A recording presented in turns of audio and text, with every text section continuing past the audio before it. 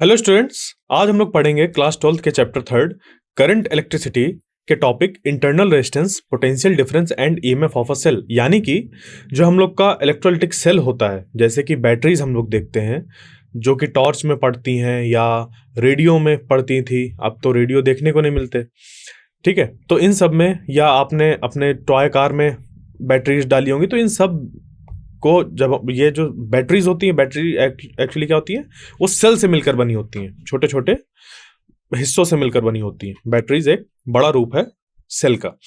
तो सेल में किस तरीके से करंट फ्लो होता है उसको आज हम लोग को पढ़ना है। तो सेल कितना पोटेंशियल डिफरेंस देता है या ईएमएफ देता है, वो सारी चीज़ों हम लोग को पढ़नी है। तो इसमें सबसे बड़ी बात जो हमें सीखनी है वो सीखनी है इस ईएमएफ को, कि आखिर ये जो ईएमएफ है वो क्या होता है, इसका क्यों नाम इस तरीके से पढ़ा, ये सब हम लोग को समझना है कि आखिर ये सारी चीज़ें हैं क्या। अभी तक जो हम लोग पढ़कर आए हैं अपनी पिछले लेक्चर्स में, उसमें हम लोग ने सीखा है। देखिए, अगर मैं शुरुआत से बात करूं, फर्स्ट चैप्टर से रिलेट करने की कोशिश करूं, तो हम लोग ने फर्स्ट और सेकंड चैप्टर यानी कि इलेक्ट्रिक चार्जेस एंड फील्ड्स, और जो दूसरा चैप्टर था इलेक्ट्रोस्टैटिक पोटेंशियल एंड कैपेसिटेंस, उसमें चार्जेस जब रुके हुए थे उसकी वजह से जो प्रॉपर्टीज थी वो हम लोग ने सीखी थी, पढ़ी थी। और जो हम लोग का सेकंड चैप्टर था इलेक्ट्रोस्टैटिक पोटेंशियल एंड कैपेसिटेंस, उसमें जो कैपेसिटर उसका काम क्या था, चार्जेस को स्टोर करना अपने पास और फिर उनको रिलीज कर देना, यही काम था। और जो हमारे पास सेल है या बैटरी है वो भी क्या करती है, वो भी कुछ ऐसा ही काम करती है, बट अंतर बहुत ज्यादा होता है दोनों में। अंतर दोनों में ये होता है, ये कैपेसिटर है हम लोग का और ये बैटरी है, दोनों में अंतर ये है कि बैटरी यूज करती है केमिकल एनर्जी को इलेक्ट्रिकल एनर्जी में, या कह लीजिए कि बैटरी जो होती है वो केमिकल एनर्जी को इलेक्ट्रिकल एनर्जी में कन्वर्ट करती है, जबकि कैपेसिटर सिर्फ अपने पास चार्ज स्टोर करता है। उसका जो कॉन्फ़िगरेशन यहां पर बना होता है, यानी कि दो मेटल प्लेट्स इस तरीके से जो रखी जाती हैं, उसकी वजह से जो यहां पर एक इलेक्ट्रिक फील्ड स्टैब्लिश होती है, फिर उस पर एनर्जी स्टोर होती है, वहां पर वो चार्जेस स्टोर करता है। जबकि बैटरीज में क्या होता है, यहां पर वो खुद अपने आप केमिकल रिएक्शंस को करके प्रोड्यूस करते हैं पोटेंशियल डिफरेंस, ठीक है।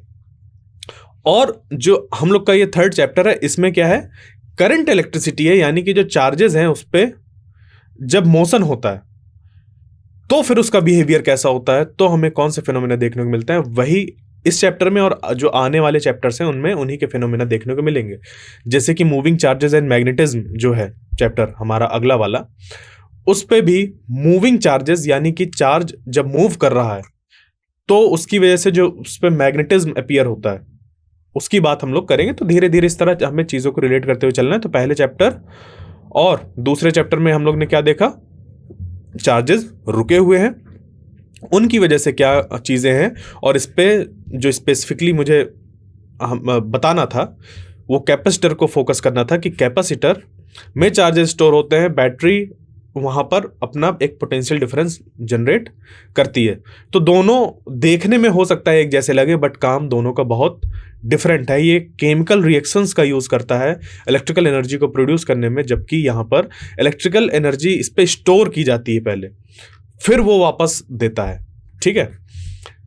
और यहाँ पर चार्जेस जो थे वो हम लोग सारे स्टैटिक चार्जेस मानते थे, रुके हुए चार्जेस थे। फिर उसकी वजह से क्या क्या चीज़ें हो रही थी वो हमने देखा, यानी कि इलेक्ट्रिक फील्ड निकाली, इलेक्ट्रिक पोटेंशियल निकाला, इलेक्ट्रिक पोटेंशियल डिफरेंस निकाला, इलेक्ट्रिक पोटेंशियल एनर्जी निकाली, दो चार्जेस के बीच में लगने वाले फोर्स, इन सब चीज़ों को यहाँ पर हमने देखा। और अब जो करंट इलेक्ट्रिसिटी में हम लोग शुरुआत से पढ़ते आ रहे हैं, सबसे पहले हम लोग ने जाना कि करंट क्या होता है, यानी कि इलेक्ट्रिक करंट की क्या डेफिनेशन है, ठीक है। इलेक्ट्रिक करंट क्या होता है ये समझा, और फिर उसके बाद ये देखा कि अगर इलेक्ट्रिक करंट है हमारे पास और उसको हम लोग क्या करें, कि जब स्टडी कर रहे हैं कि उस पर क्या कैसे कैसे इफेक्ट पड़ेगा, ठीक है, इलेक्ट्रिक करंट में कैसे कैसे इफेक्ट पड़ेगा। तो ये हम लोग ने देखा कि अगर हमारे पास एक कंडक्टर है और उस कंडक्टर की जो फिजिकल कंडीशंस हैं वो सेम रहे, यानी कि उस पर जो टेम्परेचर है, उसके चारों तरफ जो एनवायरनमेंट है वो सब सेम रहे, इसकी लेंथ, हाइट, वेट थी, ये सब सेम रहे, तो होगा क्या कि इसमें जो वोल्टेज अप्लाई किया जाएगा, ठीक है, जो वोल्टेज अप्लाई किया जाएगा और इसमें उस वोल्टेज की वजह से जो करंट फ्लो हो रहा है आई, वो हो जाएगा प्रोपोर्शनल, यानी कि V is directly proportional to I। Clear?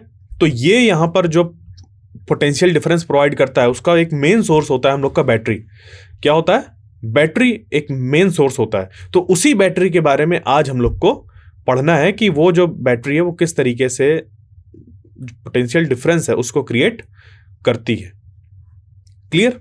तो अब जो पुरानी चीजें थी, जो जो हमें जरूरी था उसको मैंने अभी रिवाइज करा दिया। अब उनको लेकर हम लोग आगे बढ़ते हैं और देखते हैं कि क्या क्या अब आएगा। तो हम लोग को क्या देखना है? Internal resistance. रेजिस्टेंस पता है आपको क्या होता है? रेजिस्टेंस एक ऐसी प्रॉपर्टी होती है किसी कंडक्टर की या किसी भी मटेरियल की, एक ऐसी प्रॉपर्टी होती है जो कि अपने आप से करंट को रजिस्ट करता है फ्लो होने से। ठीक है, करंट को क्या करता है? रजिस्ट करता है अपने आप से फ्लो होने, उसको रोकता है कि मैं तुम्हें नहीं जाने दूंगा यहां से। ठीक है, तो यहां पर इसको जब आगे बढ़ाएंगे, जब हम ओम्स लॉ को, तो V is equal to I R बन जाता है, जहां पर प्रोपोर्शनलिटी कांस्टेंट जब हटता है, मतलब प्रोपोर्शनलिटी वाला साइन हटता है तो एक कांस्टेंट आ जाता है, प्रोपोर्शनलिटी कांस्टेंट आता है, जिसको कि हम लोग यहां पर R रिप्रेजेंट करते हैं। यानी कि ये इसकी प्रॉपर्टी हो जाती है, इसकी लेंथ, क्रॉस सेक्शनल एरिया, इन सब पे डिपेंड करता है। और ये मटेरियल किसका बना हुआ है इस बात पे भी डिपेंड करता है, ये रेजिस्टेंस। और रेजिस्टेंस की वैल्यू होती है रो L बाई ए, जहां पर जो L होता है वो इस कंडक्टर की लंबाई होती है और जो A होता है वो होता है इसका क्रॉस सेक्शनल एरिया। क्या होता है? Cross sectional area. तो इस जो यहां पर जो भी हमने जिस भी मटेरियल से बनाया, जैसे कि कॉपर है, गोल्ड है, या सिल्वर है, एल्यूमिनियम है, क्या यूज किया गया है वो पता चलेगा हमें इस रेजिस्टिविटी। तो रेजिस्टिविटी प्रॉपर्टी होती है इंडिविजुअल मटेरियल की, और अगर उसी मटेरियल की हम लंबाई बढ़ाते जाएं तो जो रेजिस्टेंस होगा, अगर उसके क्रॉस V लगाएं तो बढ़ता जाएगा, क्योंकि इतने पार्ट में उसकी प्रॉपर्टी है कुछ रेजिस्टेंस देने की। बट अब लंबाई ज्यादा कर दी तो वो ज्यादा रेजिस्टेंस प्रोवाइड करेगा। क्लियर?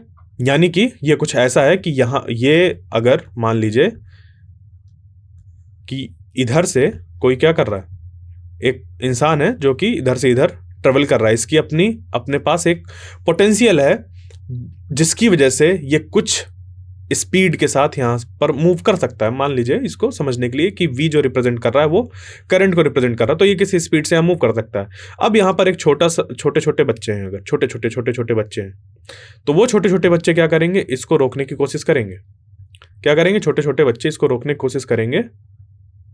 ठीक है, अब इसी तरीके का सेक्शन अगर एक और बढ़ा दिया जाए जिसमें कि और इसी बिल्कुल सेम इसी तरीके के और छोटे छोटे बच्चे हैं, तो वो क्या होगा? इसको और रोकेंगे यहां से फ्लो होने से। ठीक है, इसकी स्पीड को और कम कर देंगे। हाँ, है ना? इसी में अब सोचिए कि अगर कोई दूसरा मटेरियल हो, दूसरा मटेरियल यानी कि यहां पर हमने जो कंसीडर किया दूसरा मटेरियल, तो उसके पास रेजिस्टिविटी क्या है? ज्यादा है रेजिस्टिविटी। इसकी बात ध्यान दीजिएगा, रेजिस्टिविटी। और यहां पर अब है जो यहां पर अभी छोटे छोटे हमने बच्चे कंसीडर कर रखे थे 6 साल के, अब यहां पर मान लीजिए कि वो हैं 12 साल के। ठीक है, थोड़े बड़े हो गए, तो ये क्या करेंगे? ये इसकी स्पीड और ज्यादा घटाएंगे, यानी कि मटेरियल ही चेंज हो गया तो इसकी रेजिस्टिविटी चेंज हो गई। समझ रहे हैं? इसको विजुलाइज करिए, क्या मीनिंग है रेजिस्टिविटी का, कि इसकी खुद की एक प्रॉपर्टी है रजिस्ट करने की, वो ही बढ़ गई। सेम लेंथ पे अगर हम बात करें, सेम लेंथ में मटेरियल ही चेंज हो गया, इसके पास ज्यादा टेंडेंसी हो गई फ्लो को रजिस्ट करने के लिए। अब अगर इसकी खुद में लंबाई बढ़ा देंगे तो वो तो रेजिस्टेंस बढ़ेगा ही बढ़ेगा। ठीक है, तो ये जो रेजिस्टिविटी होती है ये कंपैरिजन होता है दो मटेरियल्स के बीच में, कि सेम अगर हम लेंथ की बात करें या पर यूनिट लेंथ की बात करें, कि जैसे 1 मीटर लेंथ और 1 मीटर स्क्वायर का हमने कंसीडर कर लिया, वो कितना रेजिस्टेंस प्रोवाइड कर रहा है। तो देखिए यहां पर जैसे कि ये समझ पे आ रहा है कि ज्यादा रेजिस्टेंस प्रोवाइड करेगा सेम लेंथ और सेम क्रॉस सेक्शनल एरिया के लिए, तो इसकी रेजिस्टिविटी क्या होगी? ज्यादा होगी। तो रेजिस्टिविटी शो करता है प्रॉपर्टी ऑफ मटेरियल, वो लेंथ, एरिया, इन सब पे डिपेंड नहीं करता। ये हो गया रेजिस्टिविटी। फिर जैसे जैसे लंबाई हम बढ़ाते जाएंगे, इसके सेक्शन हम क्या करते गए, बढ़ाते गए, और एक जोड़ दीजिए तो रेजिस्टेंस और बढ़ जाएगा। अब इसी में क्रॉस सेक्शनल एरिया मान लीजिए बढ़ा दिया, तो क्रॉस सेक्शनल एरिया जैसे बढ़ाएंगे, क्रॉस सेक्शनल एरिया जैसे बढ़ाएंगे तो आपके पास जगह ज़्यादा होगी यहाँ से भागने के लिए। ठीक है, अब क्योंकि क्रॉस सेक्शनल एरिया बढ़ गया तो आपको जगह ज़्यादा मिल रही है, लोग तो बढ़ रहे हैं बट जगह भी साथ में ज़्यादा मिल रही है भागने के लिए, उसकी वजह से जो आपकी स्पीड है वो बढ़ सकती है। तो बिल्कुल यहाँ पर यही है कि अगर क्रॉस सेक्शनल एरिया बढ़ाएंगे तो जो करंट है उसकी वैल्यू भी बढ़ेगी। ठीक है, या फिर कह लीजिए कि जो रेजिस्टेंस है वो कम होगा। क्लियर? तो इस तरीके से आपको चीजें समझनी है। तो ये हो गया हमारे पास R, जो कि होता है रो L बाई A। रो है रेजिस्टिविटी, जो कि प्रॉपर्टी होती है मटेरियल की। अगर लेंथ बढ़ाएंगे तो रेजिस्टेंस बढ़ेगा, एरिया बढ़ाएंगे तो रेजिस्टेंस घटेगा। यानी कि अगर यहां से देखें V by R equal to I, तो अगर लेंथ बढ़ाया रेजिस्टेंस हमारा क्या हुआ, बढ़ा। रेजिस्टेंस बढ़ा तो इस पे अगर देखें तो यहां पर जो एक कॉन्फ़िगरेशन हमने ले लिया, मान लीजिए ये वाला, इसी केस में ना बैटरी चेंज कर रहे हैं हम, ना यहां पर जो हमने मटेरियल यूज किया या जो भी डिवाइस यूज करी उसको नहीं चेंज कर रहे हैं। ठीक है, सिर्फ क्या चेंज हो रहा है, उसका रेजिस्टेंस बढ़ रहा है। इस डिवाइस का किसी तरीके से हम रेजिस्टेंस बढ़ा रहे हैं क्योंकि इसकी लेंथ यहां पर बढ़ा दी गई है। उसकी वजह से लेंथ बढ़ने की वजह से रेजिस्टेंस बढ़ा। रेजिस्टेंस बढ़ने की वजह से जो करंट होगा, करंट की वैल्यू सेम यहां पर V जब रखेंगे तब रेजिस्टेंस की वैल्यू डिक्रीज हो जाएगी। ठीक है, यानी कि सिंपली अभी लेंथ बढ़ाया, रेजिस्टेंस की वैल्यू बढ़ी, करंट की वैल्यू डिक्रीज हो जाएगी। सॉरी, तो यहां पर रेजिस्टेंस बढ़ा, करंट की वैल्यू डिक्रीज हो गई। तो सिंपली हम लोग क्या देखेंगे कि जैसे जैसे एक हमारे पास एक मटेरियल है, अगर हम लोग ज़्यादा लेंथ में ऐसे कोई डिवाइस बनाए या वायर लीजिए, ज़्यादा लेंथ की वायर बढ़ाएंगे तो वो ज़्यादा रेजिस्टेंस देगा। उसी मटेरियल का अगर क्रॉस सेक्शनल एरिया ज़्यादा रखेंगे तो रेजिस्टेंस हमें कम मिलेगा। उसी के अकॉर्डिंग जो I होता है वो वेरी करता है। ठीक है, यहां तक क्लियर? तो R के चेंज होने से अगर बाकी कॉन्फ़िगरेशन सेम है, ध्यान से समझिएगा, R के वेरी होने से अगर बाकी चीजें कैसी हैं, सेम है, तो I की वैल्यू पे फर्क पड़ता है। इसको भी अभी ध्यान रखिए क्योंकि आगे डिस्कशन में ये यूज होगा। फिर से मैं रिपीट कर दूं, मैंने बाकी चीजें सेम रखी, यानी कि जो सोर्स था पोटेंशियल वोल्टेज प्रोवाइड करने का, पोटेंशियल डिफरेंस प्रोवाइड करने का, ये सेम था। यहां पर रेजिस्टेंस किसी तरीके से अगर बढ़ा दिया गया तो इस सर्किट में जो करंट की वैल्यू होगी वो भी चेंज होगी, डिपेंडिंग अपॉन द रेजिस्टेंस की वैल्यू बढ़ी है या घटी है। रेजिस्टेंस की वैल्यू बढ़ेगी तो करंट डिक्रीज होगा, रेजिस्टेंस की वैल्यू घटेगी तो करंट बढ़ेगा। ठीक है, ये आपको ध्यान रखना है। तो बस इन्हीं चीजों को लेते हुए अब क्या करते हैं, आगे बढ़ते हैं और जो भी आगे चीजें हैं उनको समझते हैं कि आखिर क्या क्या हमारे पास है, क्या क्या समझना है।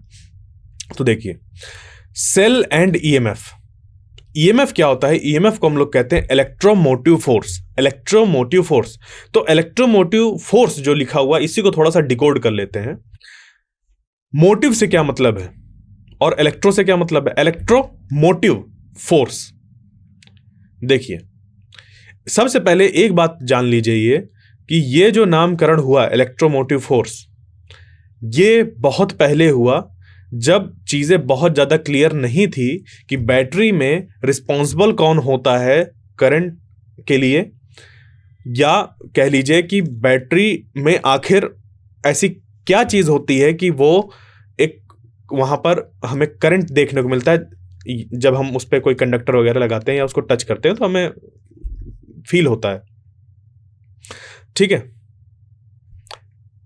तो हुआ क्या, उन्होंने ये सोचा कि एक बैटरी है अगर हमारे पास, ठीक है, अगर एक बैटरी है और उस बैटरी में कोई चीज फ्लो हो रही है, क्या हो रही है? फ्लो हो रही है, यानी कि उनके हिसाब से कोई चीज मूव कर रही है।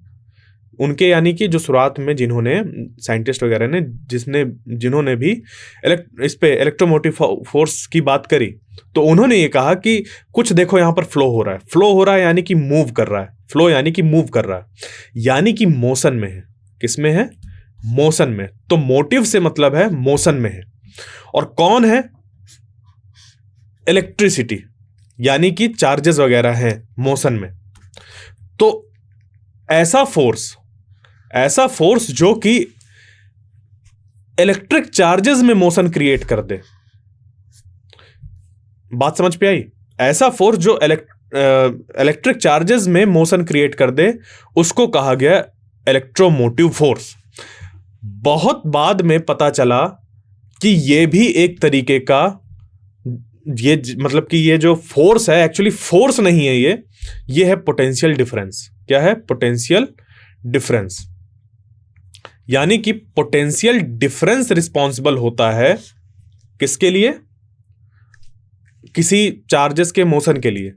ठीक है, तो ये जो इलेक्ट्रोमोटिव फोर्स है ये किसी तरीके का फोर्स नहीं है, ये ध्यान रखिएगा, ये किसी भी तरीके का फोर्स नहीं है। क्यों हम लोग इलेक्ट्रोमोटिव फोर्स बोल रहे हैं, मैंने इसका हिस्टोरिकल जो बैकग्राउंड था वो बता दिया। तो सबसे पहले आप ये जान लीजिए, इलेक्ट्रोमोटिव फोर्स किसी तरीके का फोर्स नहीं है। वो क्या है? पोटेंशियल डिफरेंस है, या फिर कहें कि वोल्टेज है। आप इसको सिंपली पोटेंशियल भी नहीं बोलेंगे, ये है पोटेंशियल डिफरेंस या फिर वोल्टेज।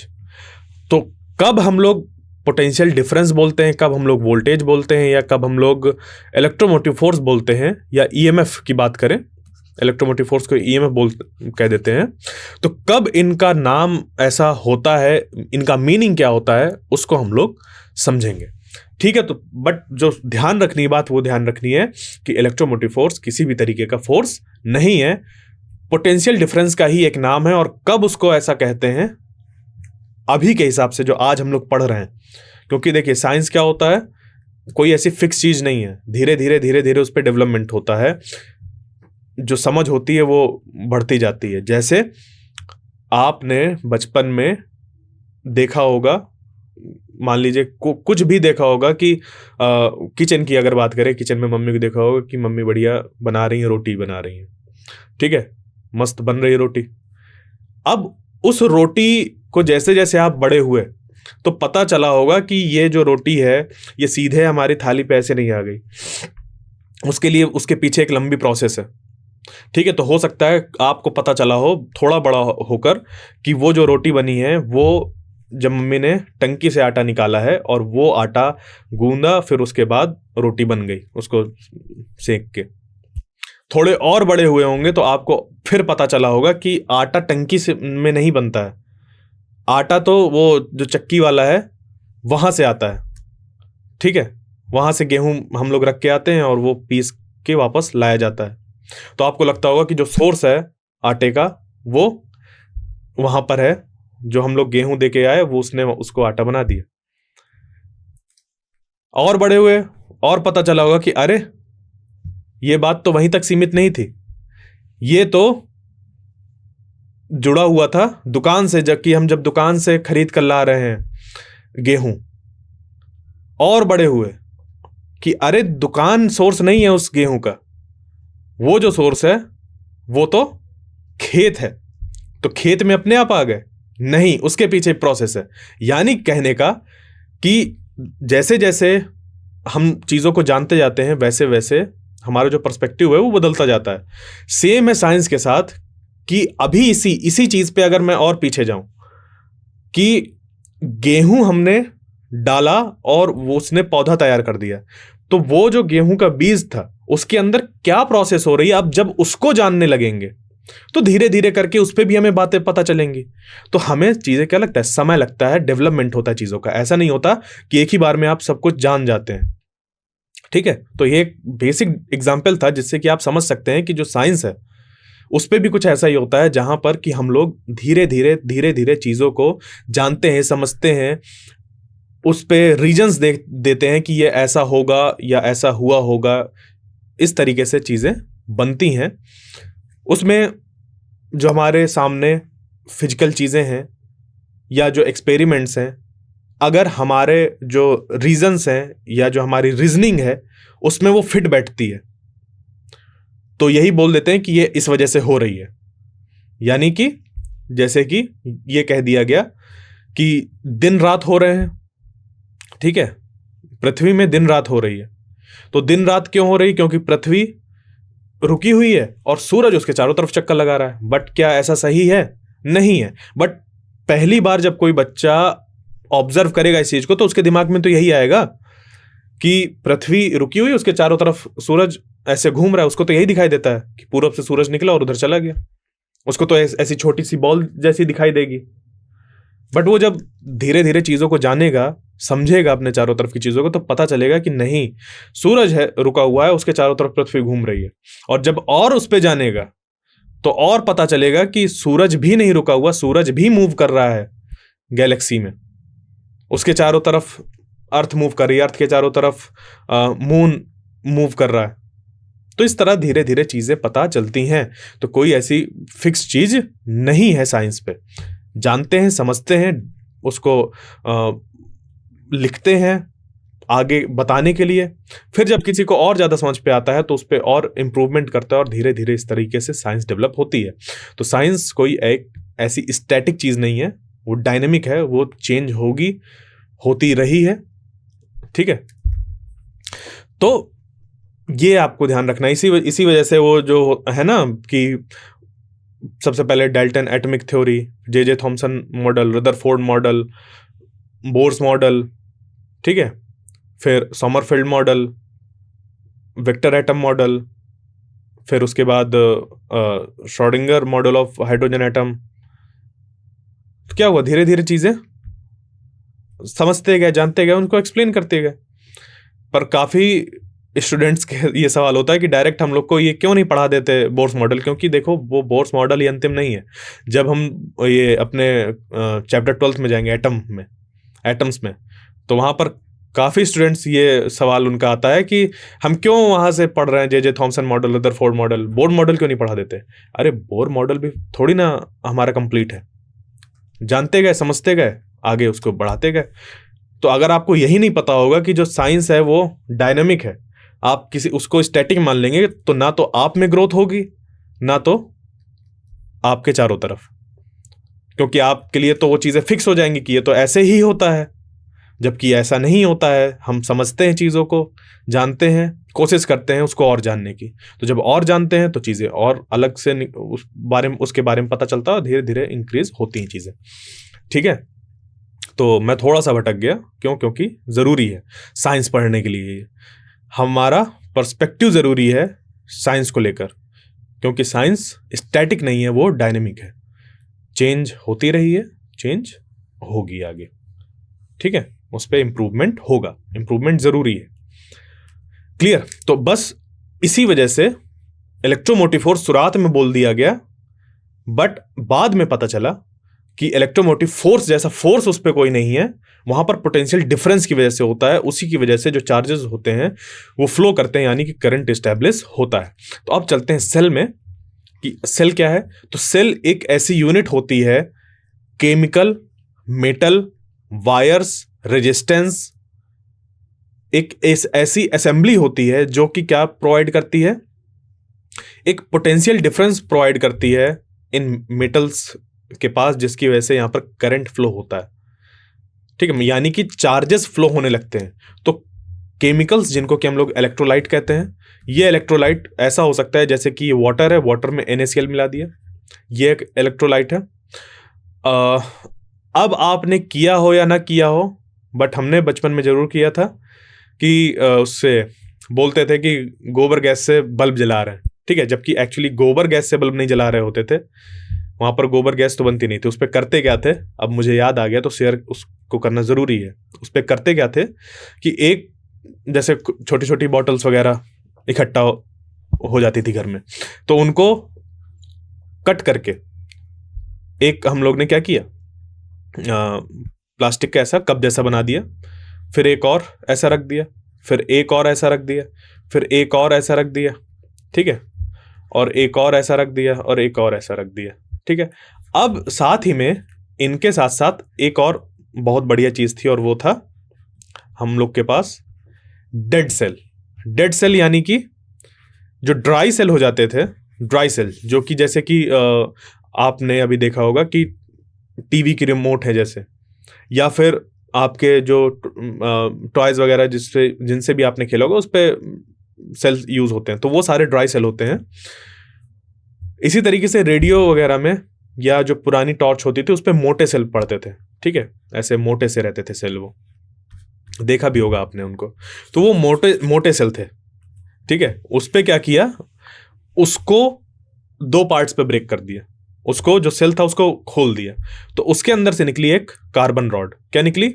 एक कार्बन रॉड निकली, और उसके चारों तरफ एक कंटेनर जैसा होता था, ठीक है, जिसके अंदर की ब्लैक कलर का पाउडर भरा रहता था, ठीक। तो इस सेल को जब हमने ब्रेक किया तो अंदर से कार्बन रॉड निकली और ये वाला हिस्सा निकला। तो अब फिर इसको क्या करते थे कि इसको अलग कर देते थे एकदम। इसका जो पाउडर रहता था वो अलग, ये अलग, और बाहर वाला कंटेनर अलग, ठीक है, सबको अलग कर दिया।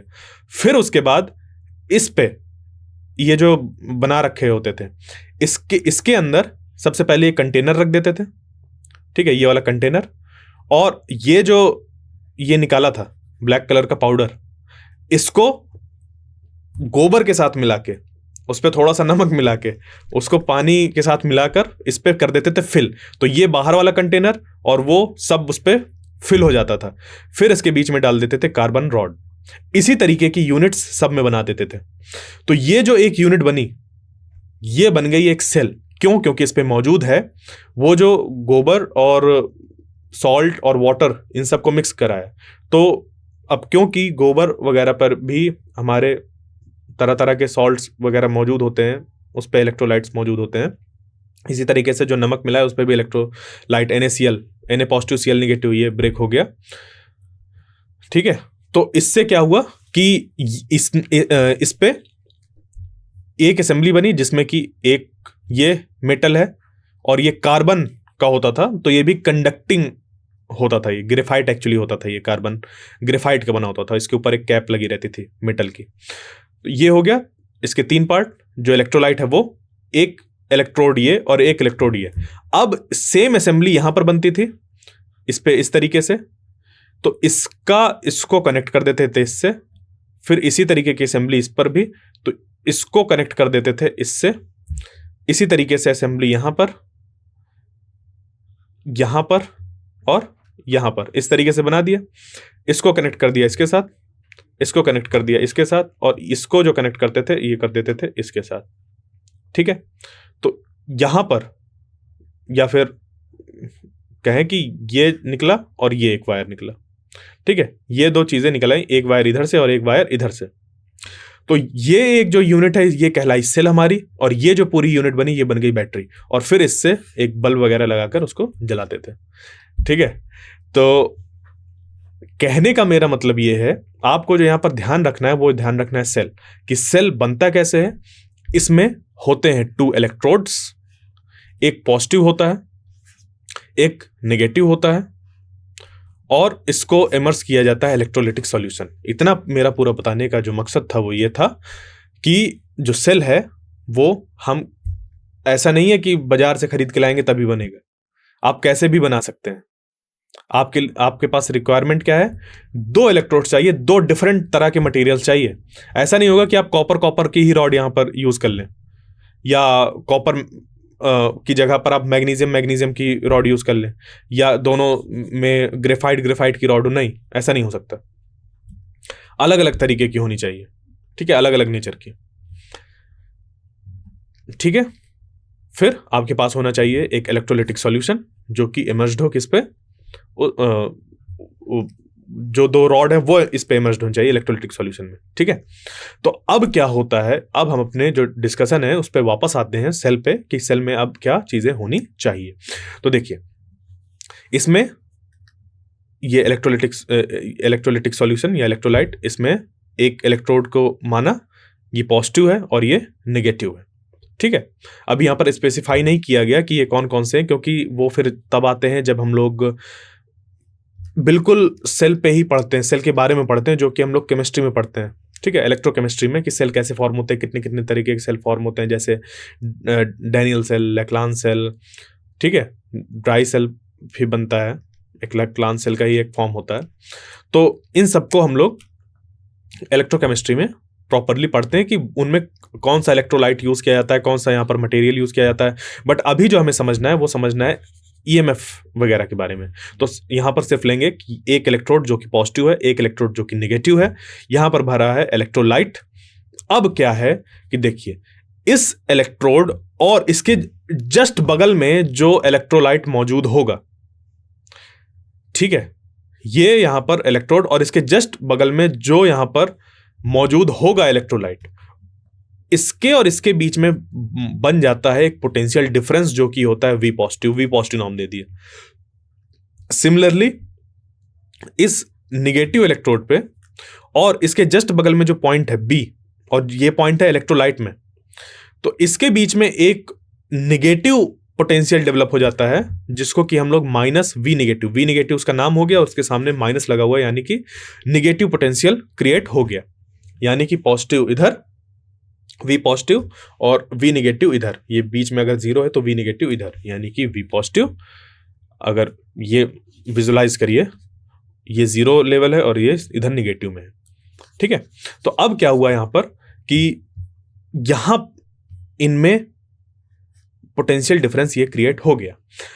जब इनका हम लोग डिफरेंस लेंगे कि इन दो के बीच में कितना पोटेंशियल डिफरेंस है, क्योंकि अभी तो हम लोग ने इसके बीच का पोटेंशियल डिफरेंस और इसके बीच का पोटेंशियल डिफरेंस वी पॉजिटिव और माइनस वी नेगेटिव देख लिया।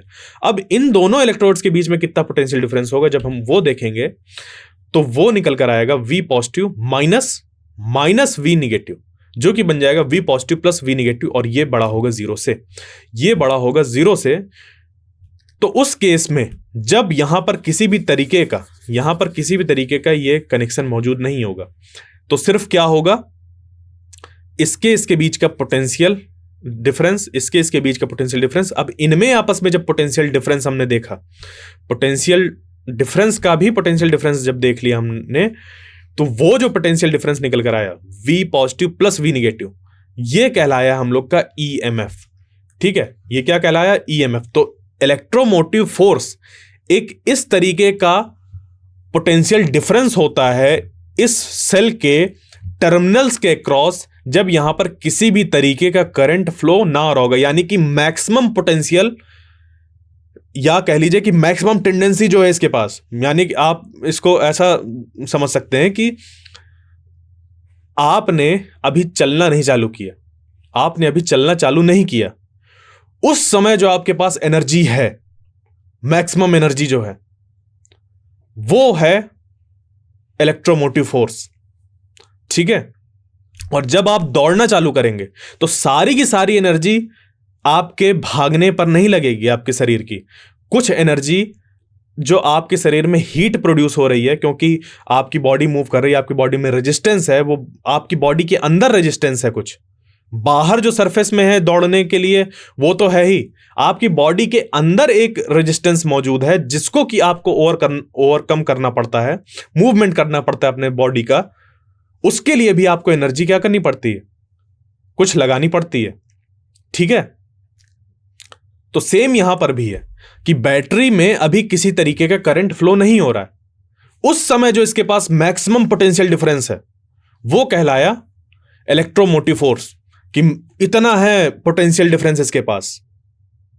फिर जब इस पे करंट फ्लो होने लगता है, ठीक है, फिर जब इस पे करंट फ्लो होने लगता है तो क्या होता है वो भी हम लोग समझेंगे, ठीक है। बट इलेक्ट्रोमोटिव फोर्स क्या हुआ समझ गए कि यहां पर हम लोगों ने पोटेंशियल डिफरेंस देखा कि जनरेट होता है, यहां पर होता है। अब इनके बीच में पोटेंशियल डिफरेंस देख लो, मैक्सिमम पोटेंशियल डिफरेंस, उस केस में अभी किसी भी तरीके का करंट फ्लो नहीं हो रहा है, मतलब कि उसके पास है इतना पोटेंशियल डिफरेंस है इतना, बट अभी वहां पर वो प्रोसेस चालू नहीं हुई चार्जेस फ्लो होने की, क्योंकि जब प्रोसेस चालू होगी तो थोड़ा बहुत लॉस भी होगा। तो वो लॉस क्या होगा, किस वजह से होगा, वो भी अभी आगे पढ़ेंगे, बट समझिएगा अभी मैक्सिमम इसके पास। अपने आप से रिलेट करिए, जैसे मैंने अभी एग्जांपल दिया कि बस आपके पास है कि बस चल देंगे, अभी आप चले नहीं, तो आपके पास क्या है, मैक्सिमम है।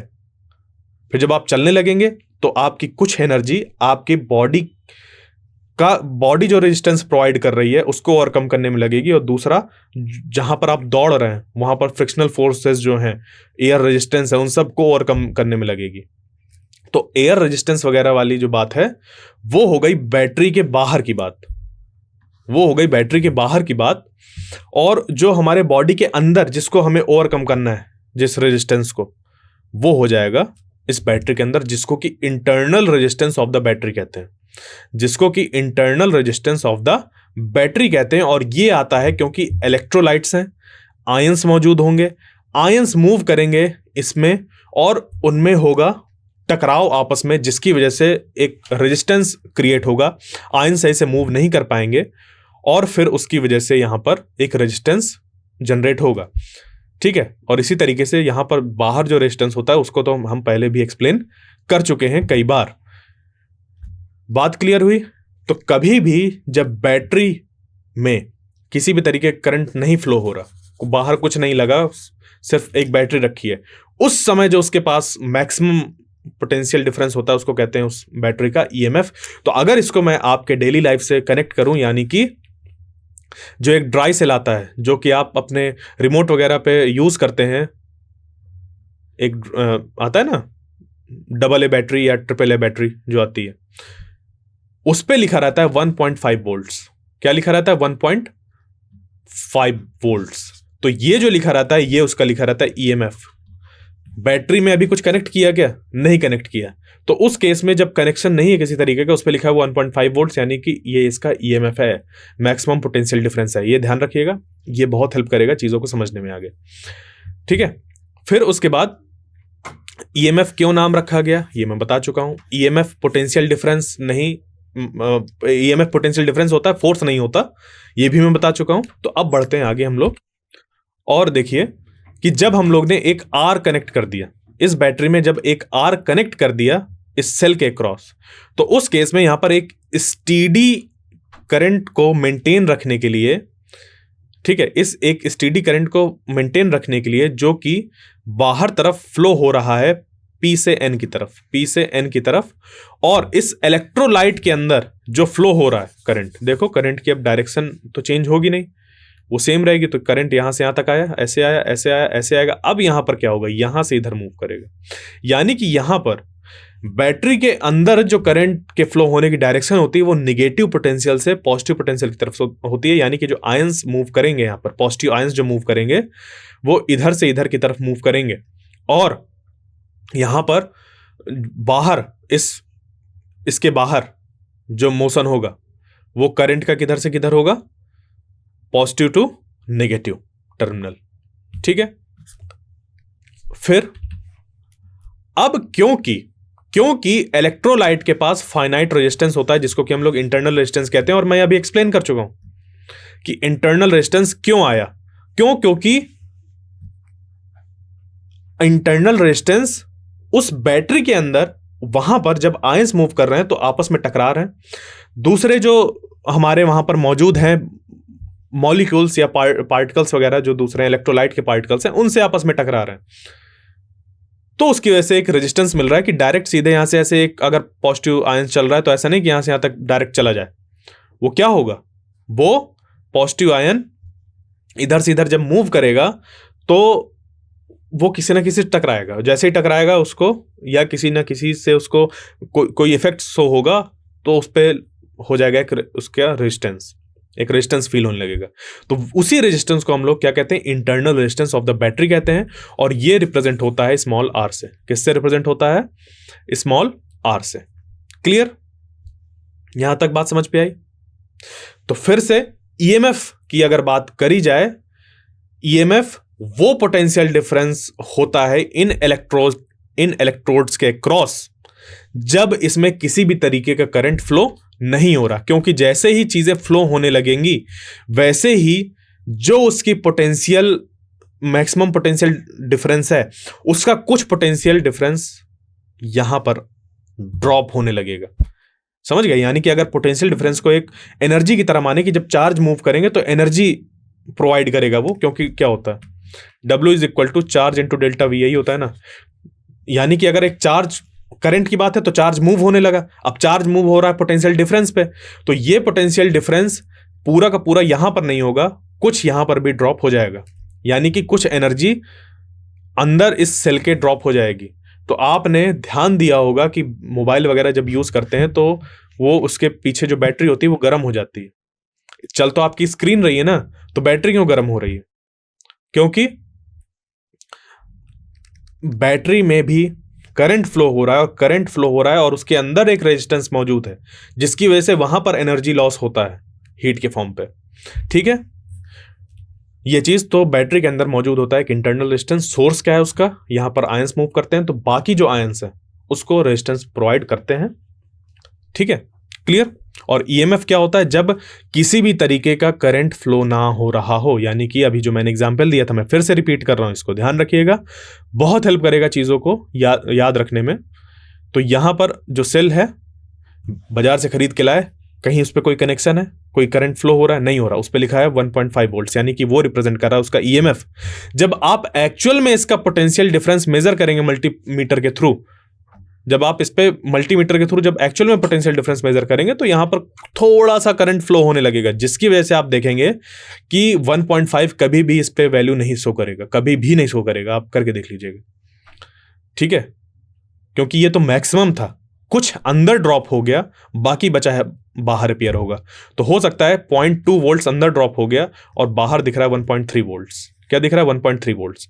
तो ये जो अंदर ड्रॉप हुआ, ये जो अंदर ड्रॉप हुआ, ये ड्रॉप हुआ इस बैटरी में अंदर जो रेजिस्टेंस मौजूद था उसकी वजह से। अब क्योंकि यहां पर कुछ आई करंट फ्लो हो रहा था, क्या हो रहा था? आई करंट फ्लो हो रहा था, तो अंदर वाले जो रेजिस्टेंस है उसका रेजिस्टेंस अगर आ रहा है और बाहर जो हम लोग ने यहां पर रेजिस्टेंस लगाया उसका रेजिस्टेंस अगर कैपिटल आ रहा है, तो ये देखो 1.3 प्लस ये बराबर होगा 1.5 वोल्ट्स के। हाँ, और 1.5 वोल्ट क्या है? ईएमएफ है। वो क्या है? ईएमएफ, जिसको कि हम लोग इससे रिप्रेजेंट करते हैं एप्सिलॉन से। और 1.3 क्या है? ये बाहर जो वोल्टेज है। और यहां पर ओम्स लॉ के according I into R, V is equal to I R. यहां से अगर इस रजिस्टर में, या कह लीजिए कि इस रेजिस्टेंस से अगर I करंट फ्लो हो रहा है, तो यहां पर जो वोल्टेज होगा वो V होगा, या सिंपली अगर हम लिखें IR होगा, प्लस जो इंटरनल रेजिस्टेंस यानी कि IR। ठीक है, तो इसी एक्सप्रेशन को हम और दूसरे तरीके से लिख सकते हैं, epsilon is equal to V plus IR, जहां पर V है कि अब ये जो सेल है जो वोल्टेज देता है एक्चुअल में, यानी कि ये जो एक्चुअल वोल्टेज है ये V है, वोल्टेज। ठीक है, ये जो एक्चुअल वोल्टेज प्रोवाइड करता है, ये तो मैक्सिमम प्रोवाइड कर सकता था, ये मैक्सिमम वोल्टेज है, बट क्योंकि 0.2 अंदर ड्रॉप हो गया इंटरनल रेजिस्टेंस पे, जो कि जिसकी वैल्यू है उसकी IR, ओम्स लॉ से पता चला, और जो बाहर वोल्टेज है वो है हमारा 1.3, तो उसी को V बोलते हैं। तो यानी कि जो बाहर अपीयर हो रहा है वोल्टेज, उसको लिख सकते हैं EMF माइनस IR, माइनस जो कि अंदर ड्रॉप हो गया। ठीक है, अंदर ड्रॉप हुआ, वो बाहर अपीयर नहीं हो रहा, तो हो गया माइनस IR। क्लियर। बस अब इन्हीं चीजों को, जो भी मैंने अभी बताया, इन्हीं चीजों को हम सिस्टमैटिक देख लेते हैं कि क्या क्या हमारे पास है। ठीक है, तो देखिए ये एक्सप्रेशन निकल कर आ गया हमारे पास। कैसे निकल कर आया है? इफ R इज फाइनाइट, मान लीजिए कि एक बैटरी है और उस पर बाहर R फाइनाइट है, तो उसकी वजह से क्या होगा, इस पर एक करंट डेवलप होगा, और अगर यहां पर इसका V जो है, V वोल्टेज जो हम लोग बात कर रहे हैं वो है कितना? V। तो अगर करंट I है तो यहां पर IR हो जाएगा, तो V is equal to IR। इतना तक सीमित नहीं रहेगा ये। इस बैटरी में जब किसी भी तरीके का R नहीं लगाया गया था, तो उस केस में क्या होगा कि ये इसके पास जो मैक्सिमम पोटेंशियल है वो होगा EMF इसका। तो अभी मैंने रिलेट करके दिखाया था कि वोल्टेज जो हो जाएगा वो हो जाएगा EMF माइनस IR, क्योंकि EMF जो होता है, जो बाहर वोल्टेज अपीयर होगा वो प्लस होता है अंदर ड्रॉप हुए वोल्टेज से, जो कि ड्रॉप हो रहा होगा इसके अंदर मौजूद इंटरनल रेजिस्टेंस पे। और इस इंटरनल रेजिस्टेंस को इस बैटरी के साथ यहां पर ऐसा करके रिप्रेजेंट करते हैं। ठीक है, इस तरीके से मैं इसको सही से कर देता हूं, इस तरीके से। ठीक है, यानी कि इस सर्किट में इसको ऐसे लगा दिया जाता है। क्लियर? इस तरीके से लगा रहता है, और ये बैटरी के साथ ही रिप्रेजेंट होता है। यानी कि ये जो आर है वो क्या रिप्रेजेंट कर रहा है, internal resistance of the battery. Battery के बाहर नहीं है, बैटरी के अंदर ही है, उसके जो उस पर इलेक्ट्रोलाइट्स मौजूद हैं उनकी वजह से, ठीक है। और यहाँ पर निगेटिव साइन क्यों आ रहा है, क्योंकि पोटेंशियल डिफरेंस, यहाँ पर इलेक्ट्रोलाइट के अंदर की बात हो रही है, अंदर की बात हो रही है, इतना रिड्यूस हो रहा है पोटेंशियल, इससे मैक्सिमम से इतना घट जा रहा है, ठीक है। तो सारी चीज़ों को कनेक्ट अब करिए, क्लियर हो जाएगा। तो हम लोग ने क्या देखा कि जो हमारे पास एक्सप्रेशन निकल कर आया वो निकल कर आया V is equal to epsilon minus I R, यानी कि EMF माइनस आई आर, और ये इतना वोल्टेज है जो कि अंदर ड्रॉप हो रहा है, ठीक। तो हम लोग ये मान सकते हैं कि V is equal to I R, अब देखिए ये जो V यहाँ पर ये है वोल्टेज हम लोग जानते हैं, ये बाहर अगर यहाँ पर करंट I फ्लो हो रहा है तो वोल्टेज हमारा IR से रिप्रेजेंट हो जाएगा, यहाँ पर जो वोल्टेज जा रहा है इसके क्रॉस V वोल्टेज, ठीक है। तो अगर हमारे पास क्या है कि जो ये बैटरी है, अगर इसका इंटरनल रेजिस्टेंस हमें नेग्लेक्ट करना हो तो उसकी क्या कंडीशन होगी, उसकी कंडीशन ये है कि जो EMF की वैल्यू है अगर वो बहुत ज़्यादा है IR की वैल्यू से, यानी कि मान लीजिए कि ये है 100 वोल्ट्स और ये जो यहाँ पर अंदर पोटेंशियल ड्रॉप हो रहा है वो 0.2 वोल्ट्स ड्रॉप हो रहा है, या मान लीजिए 1 वोल्ट ड्रॉप हो रहा है, तो क्या फर्क पड़ रहा है 100 और 99 में, 100 और 99 में क्या फर्क पड़ रहा है। यानी कि हम लोग इस इंटरनल रेजिस्टेंस वाले फैक्टर को इग्नोर कर सकते हैं जब EMF की वैल्यू बहुत ज़्यादा हो IR से, तो उस पर सिंपली क्या होगा, V is equal to epsilon बन जाएगा, यानी कि जितना भी उसका वोल्टेज होगा वो सेम उसी पे निकल कर आ जाएगा, EMF जो भी होगा वो वोल्टेज के फॉर्म पे ही हमें अपीयर होगा, उस पर प्रोसेस वही हो रही है कि अंदर कुछ ना कुछ तो ड्रॉप हो ही रहा होगा, बट क्योंकि बड़ा बहुत होगा तो हम उसको इग्नोर कर सकते हैं। तो प्रैक्टिकल कैलकुलेशंस के लिए हम लोग कभी कभी ये इस्तेमाल कर लेते हैं, और छोटी क्लासेस में हम लोग यही इस्तेमाल करते आ रहे थे, ठीक है। बट अब क्योंकि जैसे मैंने पहले भी कहा आज की क्लास में कि हम धीरे धीरे चीज़ों को समझते हैं, जानते हैं, तो इस तरीके से आगे हम लोग बढ़ गए। अब इस पे एक और बात है कि जो हमारे घरों में या जो सेल वगैरह हम यूज़ करते हैं, कार, रिमोट कंट्रोल कार हैं जैसे टॉय कार वगैरह, तो उस पर जो यूज़ करते हैं सेल, वो कैसे ड्राई सेल होते हैं, तो उसमें जो इंटरनल रेजिस्टेंस होता है ड्राई सेल में वो ज़्यादा होता है as compare to electrolytic cell, यानी कि लिक्विड वाले जो सेल होते हैं, जैसे कि घर में बड़ी बैटरी रखी होगी इन्वर्टर के साथ बैकअप के लिए, इलेक्ट्रिसिटी बैकअप के लिए, तो उसमें जो रेजिस्टेंस होगा अगर उसी सेम साइज एंड शेप की अगर हम एक ड्राई सेल की बैटरी अगर रखें वहाँ पर, तो ड्राई सेल वाली बैटरी में इंटरनल रेजिस्टेंस ज़्यादा होगा। क्यों? क्योंकि वहाँ पर जो पार्टिकल्स हैं उनके मोशन के लिए कैसा है, बहुत रिस्ट्रिक्टेड है मामला। फिर अब देखिए हम लोग ओम्स लॉ से जानते हैं कि V इज इक्वल टू होता है IR, ठीक है। तो ये जो हमारे पास इक्वेशन थी V is equal to epsilon minus IR, अभी मैं ये सब निकाल के बता भी चुका हूँ, बट मैंने क्या क्या सिस्टमैटिक हमें बात करनी है। तो अगर हम करंट फाइंड करें, current I through the circuit for finite value of R की जो फाइनाइट वैल्यू है अगर हम वो लेकर चलें, तो उस केस में क्या होगा, V की जगह पर IR पुट कर दीजिए, क्योंकि ये जो V होगा यहाँ पर हम इस पे अगर I करंट फ्लो हो रहा है, अगर ये मान कर चलें तो IR इतना ही वोल्टेज यहाँ पर अपीयर होगा। तो V की जगह पर IR को हमने यहाँ पर जैसे पुट किया इस इक्वेशन में, तो बन गया IR is equal to epsilon minus IR। इसमें अब आप क्या कर सकते हैं, I को कॉमन ले लीजिए। कैसे? ये था ना IR is equal to epsilon minus IR, इसमें सिंपली IR उधर चला जाएगा, I स्मॉल r, यानी कि तो I small r is equal to EMF, I is equal to I into R plus small r is equal to EMF, और I is equal to बन गया epsilon divided by R plus R। ये जो expression निकल कर आया ये यही निकल कर आ गया, ठीक है। तो अब देखिए यहां पर अगर हम बात करें कि इस सर्किट में करंट मैक्सिमम कब होगा, तो इस सर्किट में करंट मैक्सिमम तब होगा, अब देखो जो R की वैल्यू होती है वो ज्यादा होती है as compare to small r, जो कैपिटल R है उसकी वैल्यू ज्यादा होती है as compare to small r। तो देखो नीचे वाला फैक्टर जितना ज्यादा होगा I की वैल्यू उतनी कम होगी, यानी कि जैसे मान लीजिए ऊपर ये इसकी वैल्यू 1 है, इसकी वैल्यू कितनी है 1 है, और यहां पर इसकी टोटल वैल्यू हो गई 2, तो कितना हो जाएगा 1/2। मान लीजिए इसकी वैल्यू हो गई 3, तो ये बन जाएगा 1/3 और छोटा हो गया। इसकी वैल्यू कर दीजिए 4, बन जाएगा 1/4। आई की वैल्यू मतलब ये 1/4 बन जाएगी। यानी कि जैसे जैसे ये नीचे वाला फैक्टर बढ़ता जा रहा है वैसे वैसे जो इसकी वैल्यू है आई की वो घटती जा रही है। अब इसी में अगर ये कर दिया जाए कि ये जो कैपिटल आर है ये 0 हो जाए, ये कितना हो जाए 0 हो जाए, तो जब कैपिटल आर 0 हो जाएगा तो यहां पर इस टोटल की वैल्यू बहुत कम हो जाएगी। तो जब बहुत कम हो जाएगी, जैसे कि मान लीजिए कि ऊपर 1 है और नीचे जो इसकी वैल्यू थी वो 100 थी और इसकी जो थी वो 2 थी, तो 1/100 प्लस 2 इनिशियली तो ये थी, और जब 100 0 के बराबर हो गया, यानी कि 100 0 के बराबर से मतलब है R 0 के बराबर हो गया एंड 100 हट गया, 100 वहां से हट गया, 100 0 के बराबर नहीं हो गया, सीधे 100 वहां से हट गया, यानी कि R हटा दिया गया। इस चीज को अगर हटा दिया जाए, R = 0 कर दीजिए, यानी कि बाहर कोई भी यहाँ पर रेजिस्टेंस की वैल्यू ना हो या फिर शॉर्ट सर्किट हो जाए, यानी कि डायरेक्ट ऐसे आपने अगर वायर कनेक्ट कर दी, उस केस में यहाँ पर R है ही नहीं, तो उस केस में क्या होगा कि ये बचेगा सिर्फ 1/2। तो देखो 1/102 से जो वैल्यू हो गई वो हो गई 1/2। समझ रहे हैं वैल्यू कितनी ज्यादा बढ़ गई।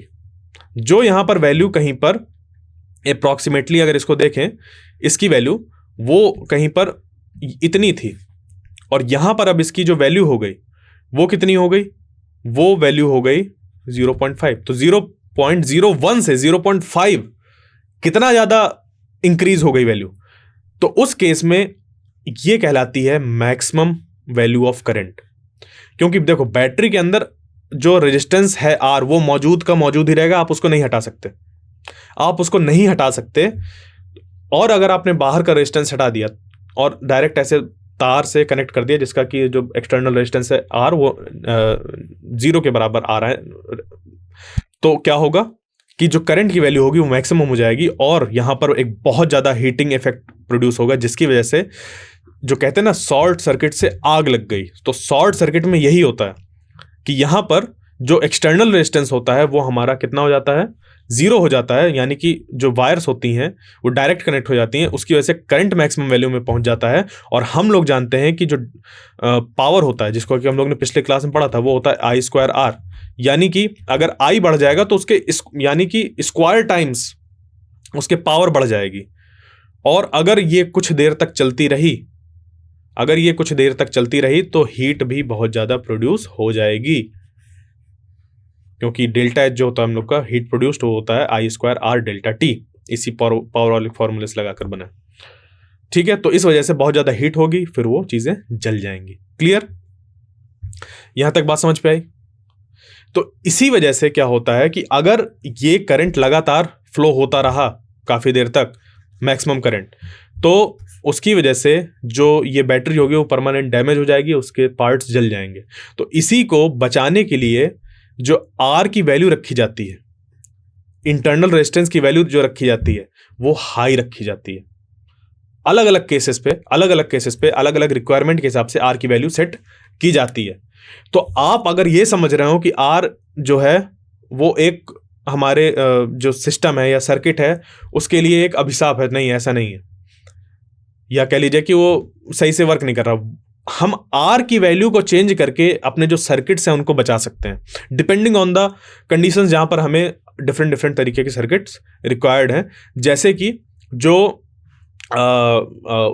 वाली बैटरी होती हैं, यानी कि ट्रैक्टर कह लीजिए, गाड़ी कह लीजिए, ऑटोमोबाइल्स कह लीजिए, उस पर जो बैटरीज का जो सिस्टम बनता है वो ऐसी होती हैं कि वो बहुत ज़्यादा करंट प्रोवाइड करें, क्योंकि जब ज़्यादा अमाउंट में करंट होता है तो वो ज़्यादा अमाउंट की ऑफ करंट की वजह से जो इंजन को स्टार्ट करने के लिए मोटर लगी होती है उस पर टॉर्क तेजी से लगता है। और ये टॉर्क क्या होता है, ये कैसे लगता है? टॉर्क तो डाइपोल मोमेंट में पढ़ा था हम लोग ने कि जब डाइपोल मोमेंट को एक्सटर्नल फील्ड में रखते हैं तो टॉर्क तो आपको पता है। अब वहां पर मोटर के अंदर क्या लगता है वो हम लोग अगले चैप्टर में पढ़ेंगे। ठीक है, क्लियर यहां तक? बट अभी आपको ये समझना है, बैटरी वाले हिस्से को पढ़ रहा है तो बैटरी में ये क्या है कि R की वैल्यू को हम लोग चेंज कर करके अलग अलग तरीके से क्या करते हैं, उसको हम एडजस्ट करते हैं अपने हिसाब से। क्लियर? तो जो मैक्सिमम अलाउड करंट है उसकी वैल्यू को अगर घटाना है हमें, तो उसके लिए हमें जो आर की वैल्यू है वो इतनी रखनी होगी कि बहुत ज्यादा वैल्यू करंट की ना होने पाए अगर बाई चांस कहीं पर शॉर्ट सर्किट हो गया सेल पे, वरना ये बैटरी जो है वो डैमेज हो जाएगी। तो आर हमारे लिए एक फायदेमंद फैक्टर भी है, इंटरनल रेजिस्टेंस। क्लियर? तो ये सारी चीजें थी जो कि हमें पता होनी चाहिए बैटरी से रिलेटेड। अब आगे बात आएगी नेक्स्ट लेक्चर में, जहां पर हम लोग सीखेंगे कि ये जो बैटरी है अगर इनको सीरीज पे लगा दिया जाए, अगर पैरेलल में लगा दिया जाए, तो किस तरीके से इनका जो ईएमएफ है वो चेंज होगा, जो इनका वोल्टेज जो ये दे रहे हैं वो चेंज होगा। देखिए मेरे शब्दों पर गौर करिए, मैं अलग अलग तरीके से बोल रहा हूं। ईएमएफ जो इनके पास है और वोल्टेज जो ये प्रोवाइड कर रहे हैं, यानी कि ईएमएफ इनके पास है, ईएमएफ कभी ये प्रोवाइड नहीं कर पाते, ईएमएफ इनके पास होता है, प्रोवाइड ये वोल्टेज कर पाते हैं, यानी कि मैक्सिमम वोल्टेज को ये कभी प्रोवाइड नहीं कर पाते किसी सर्किट में, क्योंकि वो जैसे ही करते हैं करंट फ्लो होता है और कुछ वोल्टेज अंदर ड्रॉप हो जाता है। तो वो जो भागने वाला जो मैंने एग्जांपल दिया था कि आपके पास है बहुत ज्यादा पोटेंशियल एनर्जी कह लीजिए, या आपके पास बहुत ज्यादा पोटेंशियल है भागने के लिए, बट जैसे ही आप भागेंगे तो पूरा का पूरा वर्क आप सिर्फ भागने में नहीं करेंगे, अपने अंदर जो चीजें हैं, क्योंकि आपको अपने पूरे बॉडी को मूव कराना है, लेग्स चलेंगे, हैंड्स चलेंगे, मसल्स जगह जगह की होंगी, सोचना है, समझना है, तो सब में एनर्जी लगेगी। तो उन रेजिस्टेंस को ओवरकम करने के लिए कुछ आपके अंदर की जो एनर्जी है उस पर खर्च हो जाएगी, बाकी बची के साथ आप भागेंगे। सेम यहां पर भी होता है कि जब तक आप भागे नहीं तब तक maximum potential energy electromotive force कहलाएगा, है वो potential difference, maximum potential difference. और जैसे ही आप क्या करेंगे, भागने लगेंगे, तो आपको जो मैक्सिमम वाला था उससे कुछ फैक्टर घट जाएगा और वो V के बराबर बाहर अपीयर होगा, जिसके साथ बाकी आप वर्क करेंगे। V इज इक्वल टू ये। ठीक है, तो यहीं से आगे हम लोग जो अपना डिस्कशन होगा उसको कंटिन्यू करेंगे। तो आई होप आपको जो आज का लेक्चर था वो समझ पे आया होगा, क्लियर होगा। अगले लेक्चर तक के लिए थैंक यू।